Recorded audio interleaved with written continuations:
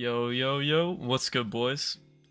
Before I talk about anything I want to talk about in today's video, I just wanted to say thank you guys so much for the support in the comments, sharing your ideas on my most recent video. I read through all of your guys' comments and seriously appreciate it. Anyways, getting into today's video, I've kind of gathered my thoughts and I've got a pretty good idea of what the roadmap might look like for Runeslayer in the next few weeks. I also wanted to skim through the recent sneak peeks to kind of just back up these points. Anyways, let's get into the video. So yeah, first I wanted to talk about kind of just what I think like is gonna happen with the game in the next few weeks.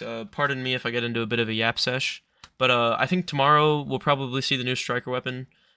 Just taking a little bit of notes from the sneak peeks, we can see that it looks like a weapon that maybe has something to do with Dire Bear because it has like claws and it's also black and white on like the inner shirt part. And then we also might see another warrior weapon. No one wants to see that, I'm not gonna lie. Unless you're an avid warrior enjoyer. Hopefully it's cool anyway.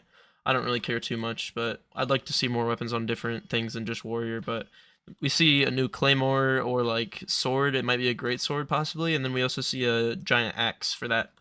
Um Next week's update, apart from this week, is probably going to be maybe the Tundra update, or it might be the week after that that we get the Tundra update. I believe that the Tundra update will probably be the biggest update that we ever see come to the game. I don't want to get too ahead of myself and call it the update that's going to save Runeslayer or something, but yeah. On other words, I did get to speak to Amon, one of the developers of the game. He was kind enough to reach out to me. He actually reached out to me before my most recent video.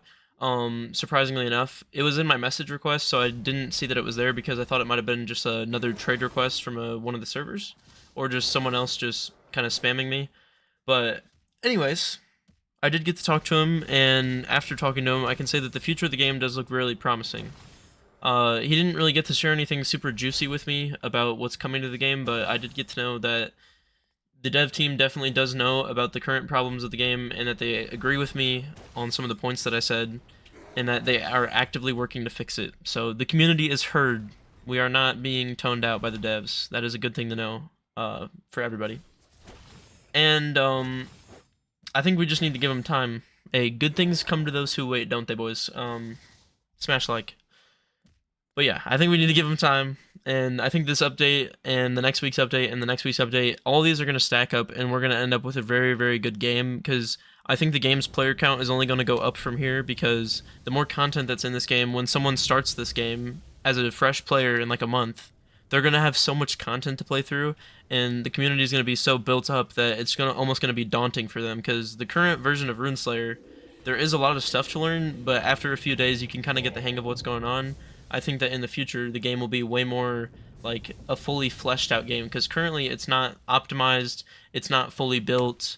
I feel like some of the updates and the game has almost been rushed in a way. Um, I don't really know how you guys feel upon that, but like the most recent Goblin King and Lich King update, for example, the area feels fleshed out by the Goblin King and Lich King, but if you go over like to the left, there's not really anything there yet. Like there could have been something there, like maybe another quest line or some different types of enemies. Because in that area, all we really saw was just the skeletons and the mages, and that was it. And then we had two new bosses, and that all leads back into the method of just us sitting there and grinding the new bosses for the items, and it not having really much exploration to it. Because once you found the new area, you're basically just staying there and farming those bosses, not really having to do anything to get to them. So I hope for the future that there will be new bosses that are way harder. There'll be new areas that have more content to explore, and maybe even like some parkour or something just to make it more interesting. We might see like a level cap increase. We might see a new town. We might see some new NPCs, hopefully. New spells, new weapons. We might see the new gunslinger class. That's something that I was excited about. A few weeks ago, I think I made a video on that. Maybe like not a few weeks, probably like 2 weeks, maybe a week, something like that. But there's gonna be a gunslayer class, gunslinger, not gunslayer. At some point that comes to the game, I think, or it might be a subclass for archer. I'm not really sure. But yeah, that kind of sums up everything that I wanted to talk about. I'm pretty sure I got to like every point. But tomorrow's update day, boys. ×2 drops are on right now, so make sure that you go get grinding if you need any new items. I will be streaming tomorrow night for the update. Hopefully it's pretty decent. Hopefully we can get some of the new weapons and all that.